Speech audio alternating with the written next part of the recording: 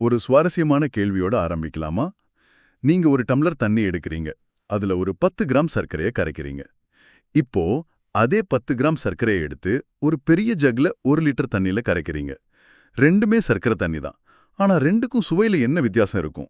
ரொம்ப தெளிவா தெரியும். அந்த முதல் டம்ளர்ல இனிப்பு ரொம்ப அதிகமா திக்குன்னு இருக்கும். எக்ஸாக்ட்லி.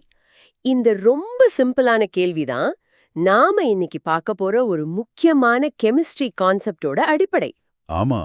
நாம் உங்க யூனிட் 1 சொல்யூஷன்ஸ் பாடத்துல இருந்து எக்ஸ்பிரஸிங் கான்சென்ட்ரேஷன் ஆஃப் சொல்யூஷன்ஸ், அதாவது கரைசல்களின் செறிவை எப்படியெல்லாம் வெளிப்படுத்தலான்னு ரொம்ப ஆழமா பார்க்க போறோம். ஆமா.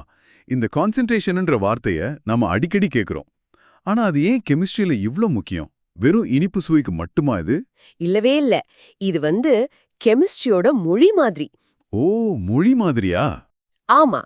ஒரு மொழியில எழுத்துக்கள் எவ்ளோ முக்கியமோ அந்த அளவுக்கு கான்சென்ட்ரேஷன் முக்கியம். இத சரியா புரிஞ்சுக்கிட்டாதான் ஒரு ரியாக்ஷன் எவ்ளோ வேகமா நடக்கும், சரி. ரெண்டு கெமிக்கல்ஸ ஒன்னா சேர்க்கும்போது என்ன நடக்கும், ஏன் நம்ம உடம்புல இருக்கிற இரத்தம், கண்ணீர் மாதிரி திரவங்கள் ஒரு குறிப்பிட்ட ரீதியில வேலை செய்யுதுன்னு எல்லாம் புரிஞ்சுக்க முடியும். சொல்லப்போனா இது போர்டு எக்ஸாம்க்கு ரொம்ப முக்கியம் இல்லையா? கண்டிப்பா. இது சம்பந்தமா நிறைய கேள்விகள் வரும். அதனால இத சரியா புரிஞ்சுக்கிறது ரொம்ப ரொம்ப அவசியம். Okay, let's unpack this. அப்போ கான்சென்ட்ரேஷன்னா என்ன? ரொம்ப அடிப்படையா எந்த விதமான ஃபார்முலாவும் இல்லாம ஒரு குழந்தைக்கு சொல்ற மாதிரி சொல்லுங்க பாப்போம். ரொம்ப எளிமையா சொன்னா கான்சென்ட்ரேஷன்ங்கிறது ஒரு ரேஷியோ, ஒரு விகிதம். ரேஷியோ? அதாவது எவ்வளவு சொல்யூட், அதாவது கரைபொருள், ஒரு குறிப்பிட்ட அளவு சால்வெண்ட், அதாவது கரைபான், இல்லனா மொத்த சொல்யூஷன்ல கரைஞ்சிருக்குன்னு சொல்றதுதான். நம்ம சர்க்கரை தண்ணி உதாரணம் மாதிரியா? அதேதான். முதல் டம்ளர்ல கம்மியான தண்ணியில, சால்வெண்ட்ல நிறைய சர்க்கரை சால்யூட் இருந்துச்சு. அதனால அது ஹை கான்சென்ட்ரேஷன். சரி. ரெண்டாவது ஜக்ல நிறைய தண்ணியில அதே அளவு சர்க்கரை இருந்துச்சு. அதனால அது லோ கான்சென்ட்ரேஷன். அவ்வளவுதான் விஷயம். சோ பார்ட்டிகல் லெவல்ல, அதாவது மூலக்கூறு மட்டத்துல உண்மையில என்ன நடக்குது? நாம கான்சென்ட்ரேஷனை அளவிடும்போது எதை கணக்கிடுறோம்? இது ஒரு நல்ல கேள்வி. நாம கான்சென்ட்ரேஷனை அளவிடும்போது அந்த சொல்யூஷன்ல சால்யூட் பார்ட்டிகிள்ஸ் எவ்ளோ கூட்டமா, அதாவது எவ்ளோ கிரவுடடா இருக்குன்னு கணக்கிடுறோம். கிரவுடடா இருக்கான்னு பாக்குறோமா? ஆமா. ஒரு சின்ன ரூம்ல 100 பேர் இருந்தா ரொம்ப கூட்டமா இருக்கும். அதே 100 பேர் ஒரு பெரிய ஹால்ல இருந்தா கூட்டம் கம்மியா தெரியும்ல. ஆமாமா. அதே மாதிரி தான் ஹை கான்சென்ட்ரேஷன்னா நிறைய பார்ட்டிகிள்ஸ் ஒரு சின்ன இடத்துல இருக்கு. லோ கான்சென்ட்ரேஷன்னா அதே பார்ட்டிகிள்ஸ் ஒரு பெரிய இடத்துல பரவி இருக்கு. சரி, இது புரிஞ்சிடுச்சு. ஆனா எக்ஸாம்ல எழுதும்போது இந்த கூட்டம்னு எழுத முடியாதே. அதுக்கு ஒரு சரியான வரையறை இருக்குமே. கண்டிப்பா. தேர்வுக்கான சரியான வரையறை, ஆங்கர் டெஃபினிஷன் என்னன்னா, concentration is a quantitative measure of the amount of solute dissolved in a given amount of solvent or solution. Quantitative measure? ஆமா, அந்த வார்த்தை ரொம்ப முக்கியம். நம்ம தோராயமா சொல்லல, துல்லியமா எண்களை வச்சு அளவிடுறோம். இந்த இடத்துல தான் மாணவர்கள் அடிக்கடி குழம்புற ஒரு விஷயம் வருமே. மொலாரிட்டி, மொலாலிட்டி கேட்கவே ஒரே மாதிரி இருக்கு. ஆமா, இது ஒரு காமன் மிஸ் அண்டர்ஸ்டாண்டிங் ட்ரிகர். மாணவர்கள் அடிக்கடி மொலாரிட்டிக்கும் மொலாலிட்டிக்கும் குழம்பிடுவாங்க. எனக்கே அந்த குழப்பம் இருக்கு. ஆனா ஒரு சின்ன ட்ரிக் இருக்கு. மொலாரிட்டில ஆர் இருக்குல்ல, ஆமா. அது லிட்டரை ஞாபகப்படுத்தட்டும். மொலாரிட்டில நம்ம மொத்த சொல்யூஷன் வால்யூமை லிட்டர்ல எடுத்துக்குவோம். Okay, R for liter. Exactly. ஆனா மொலாலிட்டில எல் இருக்கு. அத கிலோகிராம்ல இருக்கிற எல் மாதிரி ஞாபகம் வச்சுக்கலாம். இதுல நாம சால்வெண்ட் மாஸ கிலோகிராம்ல மட்டும்தான் எடுத்துக்குவோம். சொல்யூஷன் வால்யூம் இல்ல, சால்வெண்ட் மாஸ். கரெக்ட். இது ரொம்ப ரொம்ப முக்கியமான வித்தியாசம். இத மனசுல வச்சுக்கிட்டாலே பாதி குழப்பம் தீர்ந்துடும். வாவ், அந்த ஆர் ஃபார் லிட்டர் ட்ரிக் நல்லா இருக்கு. சரி, இந்த மொலாரிட்டி, மொலாலிட்டி, அப்புறம் மோல் ஃப்ராக்ஷன்னு இன்னும் நிறைய இருக்கே. இதையெல்லாம் எப்படி சுலபமா ஞாபகம் வச்சுக்கிறது? இதுக்கு ஏதாவது நல்ல உவமைகள் இருக்கா? இருக்கு. இத ஒரு கூட்டத்தோட அடர்த்திய, டென்சிட்டி ஆஃப் கிரவுட அளவிடுற மாதிரி யோசிக்கலாம். இது உங்களுக்கு விஷயத்தை இன்னும் தெளிவாக்கும். கூட்டத்தோட அடர்த்தியா? சொல்லுங்க. மொலாரிட்டிங்கிறது ஒரு தியேட்டருக்குள்ள எத்தனை பேர் இருக்காங்க மாதிரி. அதாவது பீப்பிள் பர் தியேட்டர். நீங்க மொத்த ரூமையும் சொல்யூட் பிளஸ் சால்வெண்ட் சேர்ந்த மொத்த சொல்யூஷனையும் கணக்குல எடுத்துக்கிறீங்க. சரி. ஆனா மொலாலிட்டிங்கிறது ஒரு ஏக்கர் தரையில எத்தனை பேர் நிக்கிறாங்க மாதிரி. People per acre of floor space. ஓ, தரை மட்டும். ஆமா, நீங்க தரைய அதாவது சால்வெண்ட்ட மட்டும் தான் அளவிடுறீங்க. நிக்கிறவங்கள சொல்யூட்ட இல்ல. மொலாலிட்டி அப்போ அது இன்னும் சிம்பிள். அந்த கூட்டத்துல ஆண்கள் எத்தனை சதவீதம், பெண்கள் எத்தனை சதவீதம்னு சொல்ற மாதிரி. இது ஒரு விகிதம். இதுக்கு யூனிட் கிடையாது. மொத்தத்துல ஒரு பகுதியோட பங்கு என்னன்னு சொல்றது. அந்த தியேட்டர் அனாலஜி ரொம்ப நல்லா புரியுது. ஆனா அதுல ஒரு சின்ன சந்தேகம். மொலாலிட்டியில ஏன் நாம சால்வெண்ட்டை மட்டும் கணக்குல எடுத்துக்கிறோம்? அது கொஞ்சம் விசித்திரமா இல்லையா? இது ஒரு அருமையான கேள்வி. இதுதான் இந்த 2 யூனிட்ஸ்க்கும் உள்ள அடிப்படையான வித்தியாசத்தையே காட்டுது. சில சமயம் நாம டெம்பரேச்சரை மாத்தும்போது ஆமா ஒரு திரவத்தோட வால்யூம் கொஞ்சம் அதிகமாகும் அல்லது குறையும் இல்லையா? ஆமா எக்ஸ்பேண்ட் ஆகும். அப்போ மொலாரிட்டியோட மதிப்பு லேசா மாறும். ஆனா ஒரு பொருளோட மாஸ், அதாவது நிறை, டெம்பரேச்சர் மாறினாலும் மாறவே மாறாது. அது சரிதான். Mass is constant. அதனால ரொம்ப துல்லியமான சயின்டிபிக் வேலைகளுக்கு, குறிப்பா டெம்பரேச்சர் மாறுற சூழல்கள்ல மொலாலிட்டிய பயன்படுத்துவாங்க. ஓகே, இப்போ புரியுது. So it's about choosing the right tool for the right job. ஆனா ஒரே விஷயத்த சொல்ல எதுக்கு இத்தனை விதமான யூனிட்ஸ்? ஒரே ஒரு ஸ்டாண்டர்ட் யூனிட் வச்சுக்கலாமே. ஏன்னா கெமிஸ்ட்ரியில நமக்கு ஒரு துல்லியமான மொழி தேவை. நாம வெறும் உப்பு கரைசல் செஞ்சேன்னு சொன்னா அதுல எந்த அர்த்தமும் இல்ல. அது டைல்யூட்டா கான்சென்ட்ரேட்டடான்னு தெரியாது. கரெக்ட். இந்த அலகுகள் அந்த குழப்பத்தை நீக்குது.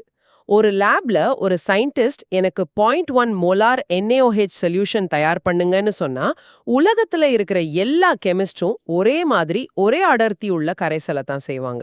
So it's a universal standard. ஆமா, அந்த ப்ரிசிஷன், அந்த துல்லியம் தான் இங்க ரொம்ப முக்கியம். இந்த அலகுகள் இல்லாம குவான்டிடேட்டிவ் கெமிஸ்ட்ரியே சாத்தியமில்ல. சரி, இதெல்லாம் கேட்க நல்லா இருக்கு. ஆனா இத மனசுல ஒரு படமா பார்க்க முடியுமா? நீங்க சொல்றத நான் கண்ணை மூடி கற்பனை பண்ணி பார்க்கணும். கண்டிப்பா. Picture this.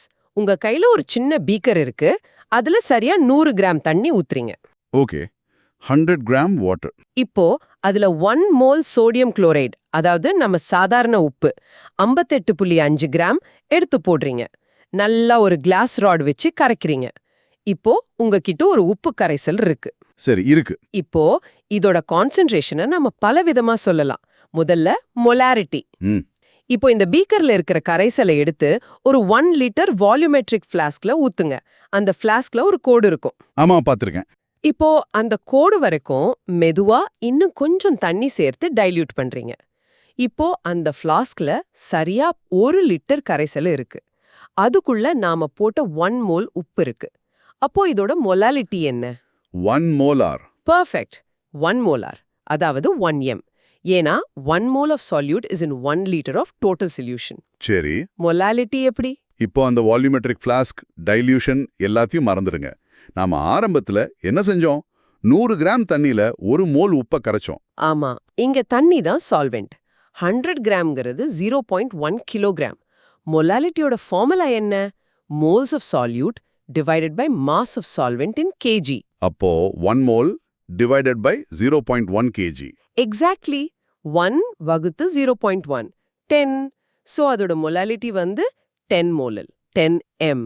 வாட்? ஒரே கரைசலுக்கு மொலாலிட்டி 1 m, ஆனா மொலாலிட்டி 10 m. எவ்வளோ பெரிய வித்தியாசம்! அது மோல் ஃபிராக்ஷன். மொத்த எடையில உப்போட சதவீதம் என்னன்னு பார்த்தா அது பெர்சன்டேஜ் பை மாஸ். ஒரே கரைசலை இப்படி பலவிதமா அளவிடலாம். That mental image was perfect. அந்த மொலாலிட்டிக்கும் வர்ற எண் வித்தியாசம் உண்மையிலே ஆச்சரியமா இருக்கு. சரி, நாம ஆரம்பிச்ச அந்த இனிப்பு தண்ணி உதாரணத்துக்கு வருவோம். அதுக்கும் இந்த மொலாலிட்டிக்கும் என்ன நேரடி தொடர்பு? நேரடி தொடர்பு இருக்கு. அந்த முதல் டம்ளர்ல 1 மில்லிலிட்டர் தண்ணியில அதிக சர்க்கரை மாலிக்யூல்ஸ் இருந்துச்சு. அதாவது மொலாரிட்டி அதிகமா இருந்துச்சு. சரி, அதனால உங்க நாக்குல இருக்கிற டேஸ்ட் பட்ஸ் ஒரே நேரத்துல அதிக சர்க்கரை மாலிக்யூல்ஸ் கூட தொடர்பு கொள்ளுது. அதனால சுவை அதிகமா தீவிரமா தெரியுது. ரெண்டாவது ஜக்ல மொலாரிட்டி ரொம்ப ரொம்ப கம்மி. அதனால சுவை கம்மியா தெரியுது. so the taste we experience is a direct physical reflection of its molarity. You got it. இது ரொம்ப சுவாரஸ்யமா இருக்கு. சரி, இது மாதிரி நிஜ வாழ்க்கையில, உதாரணமா மருத்துவம் மாதிரி முக்கியமான துறைகள்ல இது எப்படி பயன்படுது? மிகச்சரியான உதாரணம். மருத்துவமனைகள்ல பயன்படுத்துற ஐவி குளுக்கோஸ் சொல்யூஷன், அதாவது ட்ரிப்ஸ். ஆமா, ட்ரிப்ஸ். நீங்க ஒரு ஐவி பாட்டில பாத்தீங்கன்னா அதுல 5% WBE போட்டிருக்கோம். இது ஒரு வகை பெர்சன்டேஜ் கான்சென்ட்ரேஷன். இதுக்கு என்ன அர்த்தம்னா 100 ml சொல்யூஷன்ல 5 கிராம் குளுக்கோஸ் இருக்குன்னு அர்த்தம். ஏன் அவங்க மொலாரிட்டி மாதிரி ஒரு ஸ்டாண்டர்ட் யூனிட்டை பயன்படுத்தாம இந்த பெர்சன்டேஜை பயன்படுத்துறாங்க? இது ஒரு பிராக்டிக்கல் காரணம். ஒரு நர்ஸ் அவசரமா ஒரு நோயாளிக்கு மருந்து கொடுக்கும்போது அங்க உட்கார்ந்து குளுக்கோஸோட மோலார் மாஸ் என்ன, மோல்ஸ் எவ்வளோன்னு கணக்கு போட்டுட்டு இருக்க முடியாது. டைம் இருக்காது. ஆமா.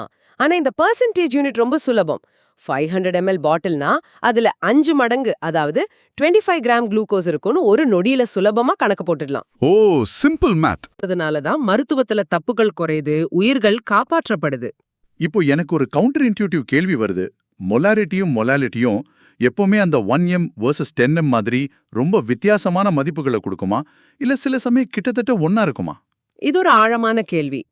நீங்க நினைக்கலாம், தண்ணியில ஒரு கரைசலை செஞ்சா ரெண்டும் கிட்டத்தட்ட ஒரே மாதிரி தானே வரணும்னு. ஆமா. ரொம்ப டைல்யூட்டான ஆக்வஸ் சொல்யூஷன்ஸ்க்கு, அதாவது தண்ணியில ரொம்ப ரொம்ப கொஞ்சமா சொல்யூட் கரைஞ்சிருந்தா நீங்க சொல்றது சரிதான், மொலாரிட்டியும் கிட்டத்தட்ட ஒரே மாதிரி இருக்கும்.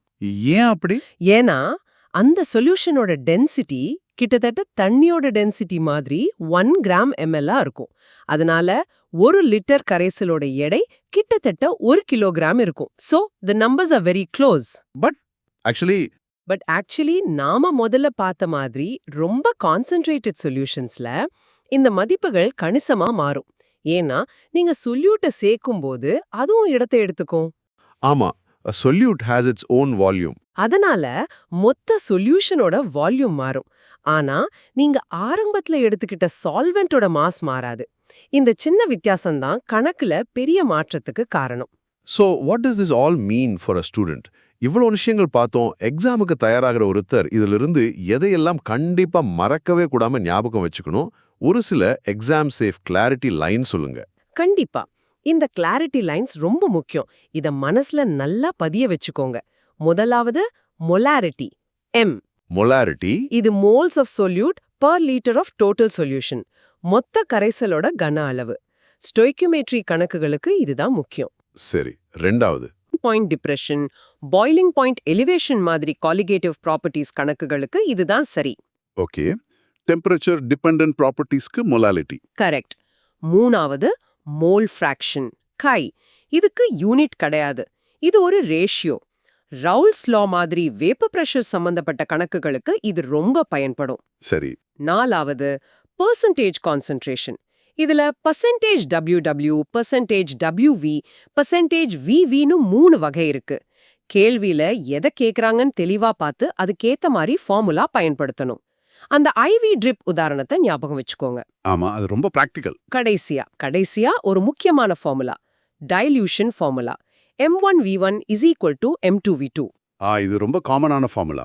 ஆனா இதுல ஒரு முக்கியமான விஷயம், இந்த ஃபார்முலா மொலாரிட்டிக்கு மட்டும்தான் வேலை செய்யும், மொலாலிட்டிக்கு செய்யாது.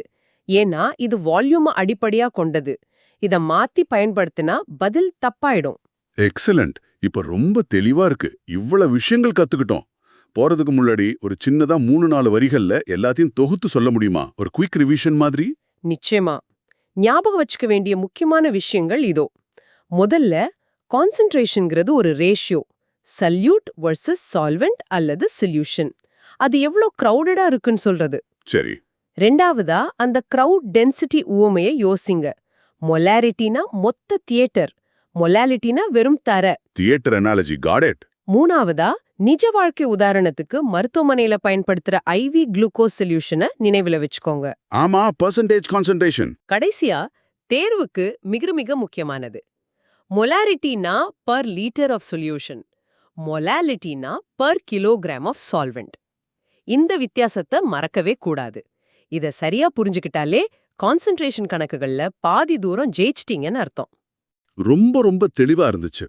இந்த ஆழமான அலசருக்கு நன்றி. கேள்வியாளர்களுக்கு நீங்க கொடுக்க விரும்பும் இறுதி சிந்தனை என்ன? அவங்க யோசிக்கிறதுக்கு ஒரு கேள்வி. If we connect this to the bigger picture, இத கொஞ்சம் யோசிச்சு பாருங்க. நீங்க ஒரு சுற்றுச்சூழல் விஞ்ஞானி, an environmental scientist. ஒரு ஆற்றுல இருக்கிற ஒரு மாசின், பொல்யூட்டன்ட்டோட அளவை கணக்கிடுறீங்க. அந்த ஆற்றோட வெப்பநிலை காலையில ஒரு மாதிரியும் மதியம் ஒரு மாதிரியும் இருக்கு. கோடை காலத்திலேருந்து குளிர்காலத்துக்கு ரொம்ப மாறுது. இந்த சூழல்ல உங்க அளவீதுகள் ரொம்ப துல்லியமா இருக்கணும். ஆமா, கண்டிப்பா. அப்போ நீங்க எந்த கான்சென்ட்ரேஷன் யூனிட்ட அதிகமா நம்புவீங்க? மொலாரிட்டியா இல்ல மொலாலிட்டியா? ஏன்? இதுக்கான பதில் நாம இன்னைக்கு பேசின விஷயங்கள்ல இருக்கு. யோசிச்சு பாருங்க.